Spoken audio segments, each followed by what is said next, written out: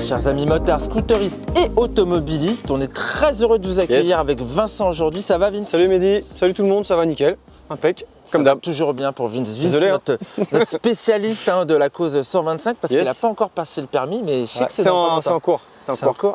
Ouais, ça y est. Et bah tiens, tu vas prendre goût au gros cylindré aujourd'hui. Vu qu'on a des 3 roues accessibles avec le permis B, le Metropolis 400 d'un côté. Assez joli, non? T'en penses quoi? Bah ouais, 3e génération, des super finitions, le State Wagon. Le State Wagon SW, on est sur la nouveauté 2021, SW GT. Ça veut dire quoi State Wagon, cher ami? Bah en fait, c'est comme les breaks chez les voitures. Là, ils ont vraiment intégré le top case à la carrosserie. C'est d'un seul tenant, c'est super esthétique. On verra ce qui se passe dedans. Ouais. Mais tout à fait. En tout cas, moi je trouve que c'est plutôt réussi. Beaucoup mieux que chez le Piaggio. Là. Oui, en fait, Piaggio, c'est ça. Le Piaggio évolue cette année avec la motorisation 400. Jusqu'alors, on avait un 350 qui s'intercalait entre les 300 et les 500. Maintenant, c'est plus clair. 300, 400, 500. Et figure-toi, c'est plutôt pas mal parce que du coup, on se retrouve avec à peu près les mêmes performances. Oui. On a 38 chevaux quasiment de part et d'autre. Celui-ci est un tout petit peu plus puissant. Un peu plus Il a un coupleux, tout petit peu plus de couple aussi également. En couple, on est à 38,1 sur le Metropolis et on est à 37,7 ici. Et pour être précis aussi sur les chevaux, on a dit 35,6, 35,4. Tu vois, c'est à peu près la même chose. Kiff, quoi. Et c'est rigolo puisque c'est des monocylindres 4 temps, 4 soupapes avec 84 mm de course et 72 d'alésage. Donc on a vraiment les mêmes pistons, les mêmes configurations. En niveau moteur, ça va être très intéressant de les comparer. Avant de rentrer dans le vif du sujet et nos catégories habituelles, je t'ai préparé des petits exercices. Ah mais je les reconnais tes petits plots là. là. Tu les reconnais les plots. Si vous avez suivi le comparo sur les GT 125, Forza X-Max, c'est à peu près dans le même esprit qu'on va faire ça pour voir la maniabilité de ces lourds engins qui font à peu près 280 kg chacun. Ouais, il y a quelques kilos qui doivent les séparer. Le Peugeot est un tout petit peu plus lourd, mais de pas beaucoup. Et au-delà de ça, j'aimerais qu'on fasse aussi un petit 0,60 m, histoire de voir la réactivité des moteurs par rapport au poids, voir lequel démarre le plus vite au feu. Ça, c'est important puisque la ville, c'est la guérilla, quoi. Ah bah c'est clair. Faut être le premier à partir. Si j'ai un 400, c'est pas pour être derrière les autres. C'est clair. Et puis dernier petit test qu'on va faire sur ce plateau, c'est le freinage. C'est très important aussi. Nos deux bestiaux ont bien évidemment l'ABS. Avec leurs 3 appuis, justement, on doit freiner très court. Moi, ce que je te propose, c'est qu'on fasse un freinage d'urgence à un moment donné. Freinage d'urgence au levier. On pourrait attraper. Le feeling à la pédale, il est un peu approximatif. Et puis franchement, quand tu es en mode urgence, tu attrapes tes leviers tout de suite. Tu penses pas à la pédale en vérité. Grave pas. Donc on fera ça, ce sera le 3e exercice. Je te propose de t'équiper, mon cher. Allez, c'est parti. Écoute. Et puis moi, je vais prendre le chrono et puis on va voir ce que ça donne. Ouais, ça va, tu vas appuyer sur un bouton quoi. Andiamo. Ouais, moi je fais ça. Moi, je te laisse bosser un peu. Tu sais, moi je suis vieux maintenant. Faut bien laisser la place aux jeunes.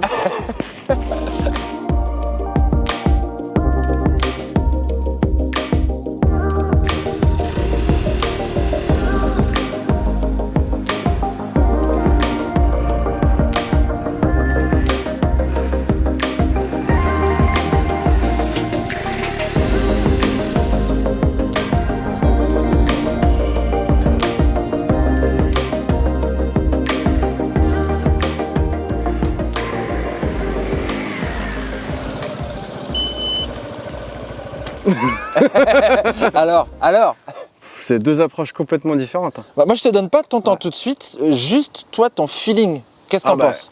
Il y a plusieurs choses qui sont indéniables quoi. Déjà là j'ai le plancher qui est beaucoup plus étroit, je vois beaucoup mieux la route. Sur le Piaggio, Sur le Piaggio effectivement. Meilleur garde au sol, c'est clair et net, il est relevé, il n'y a rien à voir. D'accord. Meilleur braquage, meilleur rayon de braquage.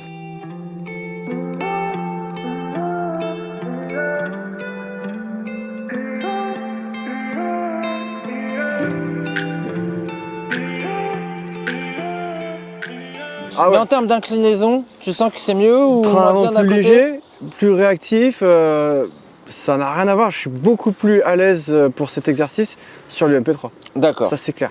D'accord, c'est intéressant. Et du coup, sur le Metropolis, tu vois moins bien, tu le sens moins agile. Je le sens un peu plus lourd, je vois moins bien. À tous les niveaux, je trouve que le carénage il est plus épais, il est plus bas aussi. Il est beaucoup plus bas, ça se sent en selle. Bon, tu vas avoir tes temps? Bah ouais. Eh ben écoute, t'es raccord avec ce que tu dis, mais finalement de pas beaucoup. Okay. La moyenne de tes 3 essais sur le métro, c'était 12,67. Ouais. 12 secondes, 67 centièmes. Okay. Là, sur la MP3, tu fais 12,40. Finalement, c'est peanuts, mais c'est marrant. Ouais, mais en termes de ressenti, je m'attendais à un écart beaucoup plus gros, quoi. Ouais, beaucoup plus important. Mais je t'ai vu te cracher dans les gants, justement, sur le métro, pour vraiment assurer. C'était dur, hein. Moi je t'ai mis juste 3 mètres entre chaque plot, c'était pas évident. Quand tu vois les longueurs et le poids des engins. Ouais, puis ça n'a rien à voir avec l'X Max Forza de la dernière fois. Tu sens que c'est lourd du train avant, c'est moins réactif. Ok. Bon, écoute, on va passer au deuxième exercice. On va partir sur l'accélération, voir lequel est le plus réactif. Ok, d'accord. Ok. Allez, je t'installe le plateau, c'est parti.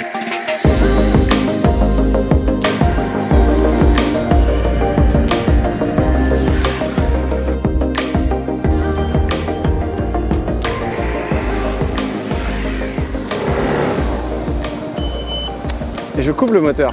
Tu coupes le moteur, c'est bien. Bon alors c'est démarrage. Bah écoute, je suis un peu partagé parce qu'en fait le Piaggio il part super fort et j'ai l'impression qu'il se souffle un petit peu. Ouais. Chez le Peugeot il y a un tout petit temps de latence et après il part fort, tu sens qu'il est plus coupleux. Mais je sais pas, au final en termes de résultats, dis-moi ce que t'en penses, mais c'est ça que j'aime bien. Je suis très curieux là. La distance, tu vois, bon elle était approximative mais on s'en fiche de la distance, c'était vraiment ses démarrages. Tu fais 4,43 sur le Métropolis. Et 4,61 sur la moyenne de tes 3 passages sur la MP3. Donc au final, sur cette distance qu'on va estimer entre deux feux, et ben c'est le Métropolis qui l'emporte. Ok, donc il est bien plus coupleux, ça se sent dans les bas régimes quand même qu'il envoie. Même si le réveil, c'est vrai qu'il est peut-être moins instantané que là. Voilà, en fait, mais après, il grimpe tout de suite dans ses tours, histoire de transmission aussi. Ouais, ok, ça me surprend pas. Bon, maintenant je te propose le dernier atelier, freinage, distance, on va voir lequel freine le plus court. Ça marche, avec le levier. Freinage d'urgence, hein. Trop. Ah ouais, j'écrase, je mets tout ce que je peux. Ça marche, c'est cool. Allez, c'est parti. Ok. J'ai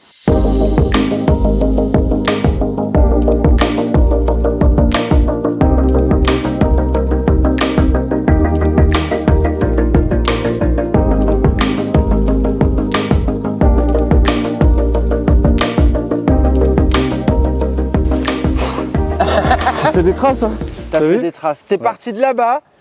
À fond, t'as coupé là à chaque fois. On a fait dans les 60 km/h à peu près. Bah, j'ai demandé ton ressenti, mais bon, déjà, moi j'ai pris des marques aux endroits où tu t'étais arrêté. Écoute, que ce soit sur l'un comme l'autre, quand tu écrases vraiment les deux leviers, il y a un assez bon feeling, ça répond. Mais je sens qu'il y a plus de mordant chez le Peugeot quand même.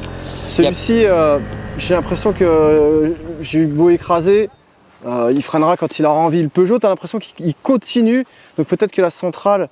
Madine Peugeot, je crois, la centrale d'ABS. Ouais, t'es parti sur les ABS. Ouais, elle y est peut-être pour quelque chose. Je pense qu'il y a une histoire de systèmes ABS qui sont différents en effet. Je pense aussi peut-être une histoire de qualité de gomme, puisqu'on est en City Grip 2, il y a peut-être un petit peu plus d'adhérence que sur le City Grip 1 du MP3. Ce qui est étonnant quand même, parce qu'il y a plus de poids, un petit peu plus de poids. Oui, il est plus lourd le métro, c'est ça qui est étrange. C'est ça. Alors qu'en plus, nous, en roulant, en termes de feeling, franchement, je sais pas toi, mais moi j'ai ressenti exactement le même type de freinage. Oui, c'est clair. C'est assez puissant quand même. On se sent quand même en sécurité. Ça pince. Bon, allez, attends, je prends la mesure histoire de voir.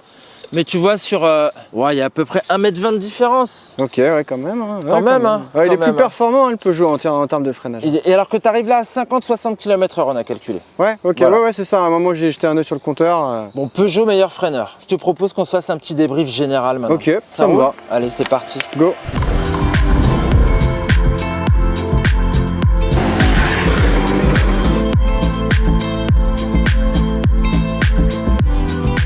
On aime bien ces petits exercices quand on fait du scooter parce que c'est ça, ces scooters, voilà, c'est les moyens de les départager, c'est les moyens de vraiment voir leurs différences. Et du coup, tu vois, j'ai envie de t'emmener, Vincent, d'abord sur la ville avec les exercices qu'on a vus. Toi, tu trouves, voilà, basse vitesse dans les encombrements. Ah, je sais ce que tu vas me dire, mais lequel te plaît le plus alors? Je suis carrément plus fan du MP3 pour la ville. Je trouve qu'il a une meilleure garde au sol, il est plus léger au niveau du train avant, il est plus vif, il est un peu plus étroit au niveau du plancher. Je suis beaucoup plus à l'aise dans mes manœuvres, même à l'arrêt. Je trouve qu'il est plus facile à déplacer, quoi. Je suis d'accord avec toi, c'est la référence en ville. Mais alors, est-ce que ça change par exemple lorsqu'on se retrouve sur autoroute? En fait, justement, c'est ça, c'est moins vif en ville. Mais c'est plus confortable. Enfin, autoroute, voire rapide. Pardon. Oui, voilà.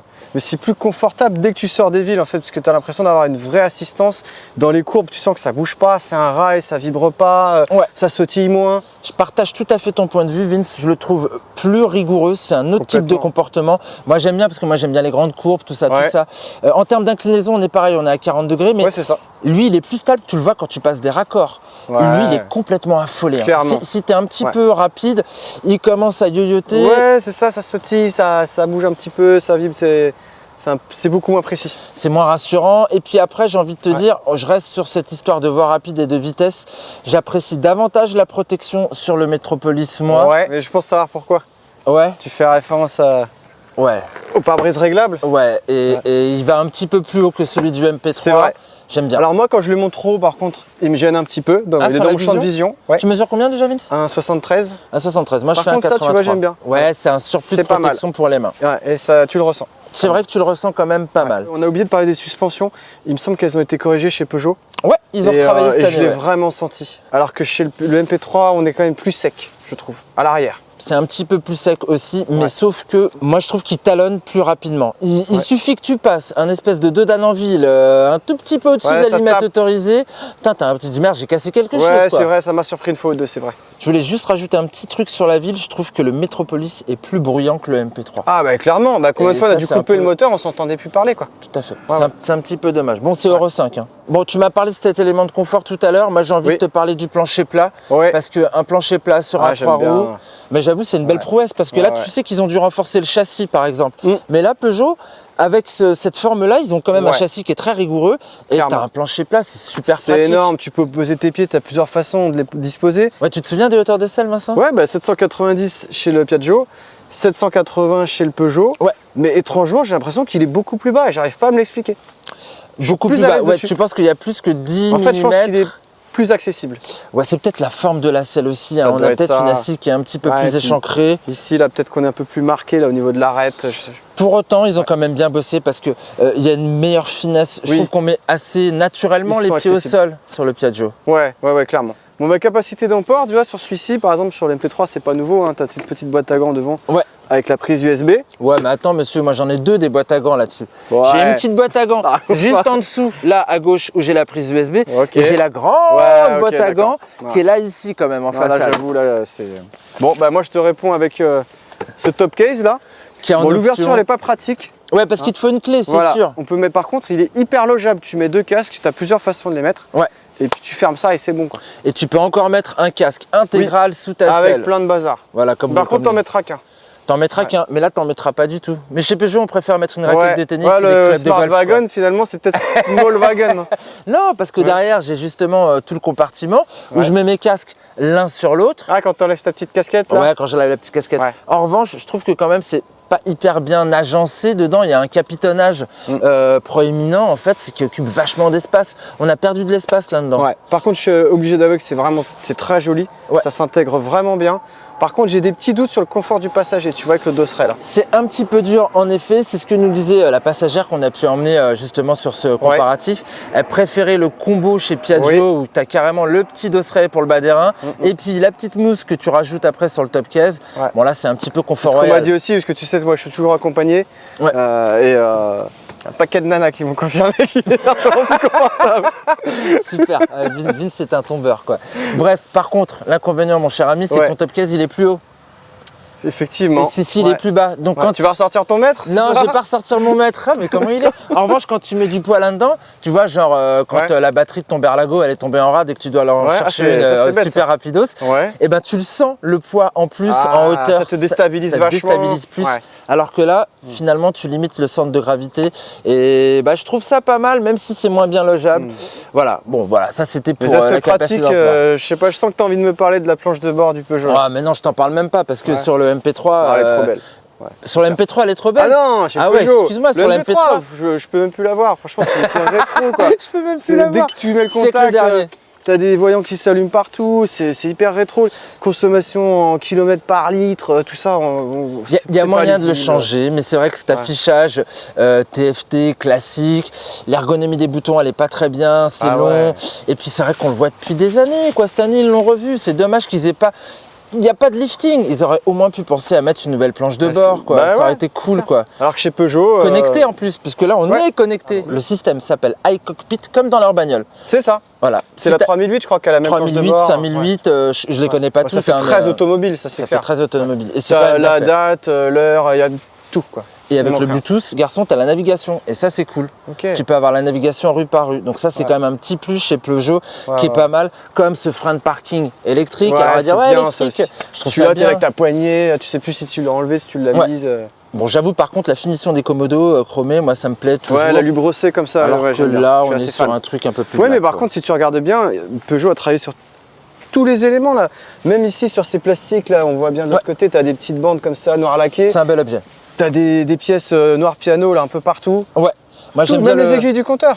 Et puis le petit drapeau bleu blanc rouge. Là on est sur un produit Made in Mandeur en France.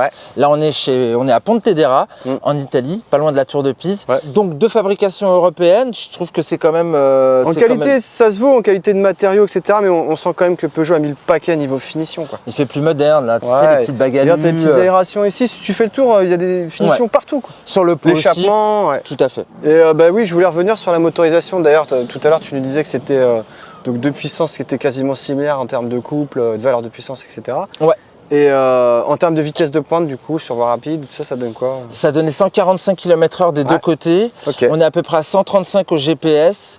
Là-dessus, en fait, on ne peut pas vraiment les différencier. On pourrait les différencier en reprise. Moi, je sens que le Peugeot il part un petit peu plus vite quand tu as dépassé les 80 km/h. Mais sinon, sur Conso et VMAX, Conso, on est à peu près à 5,8 sur notre roulage. Alors, je sais, c'est beaucoup. Ça fait quoi en autonomie? Ça 200 bornes? Oui, parce qu'on a 13 et 13,2. Voilà, on a celui-ci est un petit peu plus autonome, mais ça va se jouer à 20 km. C'est pas non plus. C'est encore correct, quoi. Du moment qu'on n'est pas en dessous des 200 km, ça va, quoi. Bon, ben maintenant qu'on a fait le tour, on va peut-être terminer sur. On va se boire un coup? Les pépettes. Non, attends, on va s'il te reste des sous, parce qu'apparemment, le Peugeot, il n'est pas là. Hein. Ouais, c'est plus cher. Là, j'ai le très haut de gamme. On n'est pas sur le haut de gamme chez Piaggio. Il y a encore un 500 chez Piaggio. Là, le Metropolis 400 SW, on est à 10 499 €. Là, en fin de compte, je suis en dessous. Sur celui-ci, avec l'option Top Case. En fait, de base, on a 8 999. D'accord, ok. Platine Top Case et Top Case, on est à 9 600 boules. Je trouve qu'il y a un produit qui est quand même plus agréable. Enfin, je sais pas. Je pense que je suis influencé par l'effet nouveauté de l'engin qui a été redessiné l'année dernière. 3e génération. Ouais, et puis je sais pas, je trouve que moi je le sens bien ce Metropolis là, je sais pas, je lui promets un bel avenir là. J'ai l'impression qu'il va peut-être commencer à... Écoute, il a jamais réussi, ce sera peut-être une revanche parce que c'est toujours lui le king de la catégorie. Mais il a vraiment des arguments et j'avoue que la vie à bord, elle est vraiment sympathique à bord du métro, quoi. C'est clair, je suis d'accord avec toi. Écoute, moi si je devais en choisir un des deux, pour la fainéantise de Piaggio, pour vraiment l'esthétique, la planche de bord, tout ça, tous ces efforts de Peugeot, moi c'est le métro, quoi. Ouais, c'est le métro. Je trouve que... Alors, je ne vais pas dire que j'ai envie de soutenir l'industrie française parce que là, vraiment, j'oublie tout ça. Je suis d'accord avec toi. On part là-dessus, Vincent. On part là-dessus. Bon, c'était intéressant ce comparatif. Enfin, nous, on a trouvé ça intéressant. On a pris plein d'infos. On vous propose de retrouver justement toutes ces infos un petit peu plus détaillées sur Motoservice grâce à l'article de Vincent. Un petit comparatif. Ça, c'est cool. Et puis nous, on s'en va. On vous dit à une prochaine vidéo. Tu repars avec quoi, Vincent? Tu repars? Bah écoute, je vais prendre le métro. Tu prends le métro? T'as ton passe Navigo? Van de merde, quoi. Oh, vache, quoi. T'as ton passe Navigo. Non, laisse tomber. Passe Navigo, passe sanitaire, on va se faire pourrir. C'est pas bon. Bon, on vous dit au revoir. On vous dit au revoir. À la prochaine vidéo. À très vite sur Motorlife. Ciao. Ciao.